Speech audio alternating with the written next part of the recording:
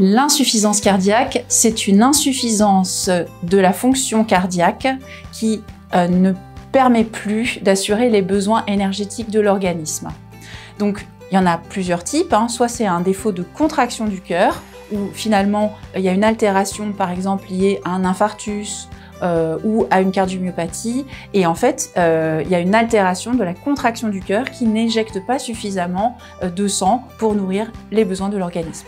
Dans la deuxième partie, deuxième type d'insuffisance cardiaque, c'est une anomalie du remplissage. Le ventricule gauche, donc la partie qui éjecte le sang, est rigide, devient rigide, et donc il y a une altération finalement du remplissage, et donc une altération de ce fait aussi une diminution du débit cardiaque. Finalement, il y a deux types un peu d'insuffisance cardiaque. Ça ne touche pas tout à fait les mêmes personnes. On va dire que l'altération de la fonction de l'éjection du sang, elle touche surtout des personnes un peu plus jeunes, autour de 60 ans. Souvent, c'est des gens qui ont des facteurs de risque et par exemple des séquelles d'infarctus, ou alors des personnes plus jeunes avec une cardiomyopathie. Dans le deuxième type d'insuffisance cardiaque, donc l'altération du remplissage cardiaque, ça touche souvent des personnes plus âgées, donc autour de 70, 75 ans, parfois plus âgées, et qui sont liées soit à des infiltrations du myocarde, donc du tissu cardiaque, soit à des anomalies rythmiques, par exemple une fibrillation auriculaire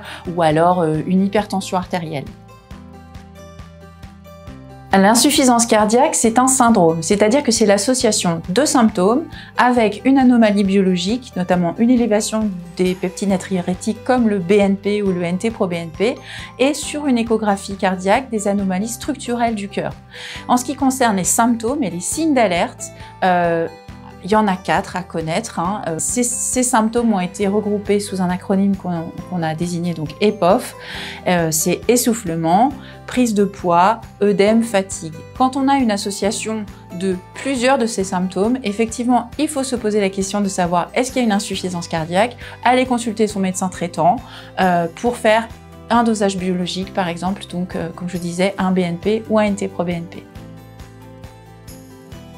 La prévention de l'insuffisance cardiaque se résume sous le nom de EPON. Le E, c'est exercice physique et quotidien. Le P, c'est prendre son poids quotidiennement. Le O, observance des traitements. Et le N, alimentation non salée ou peu salée.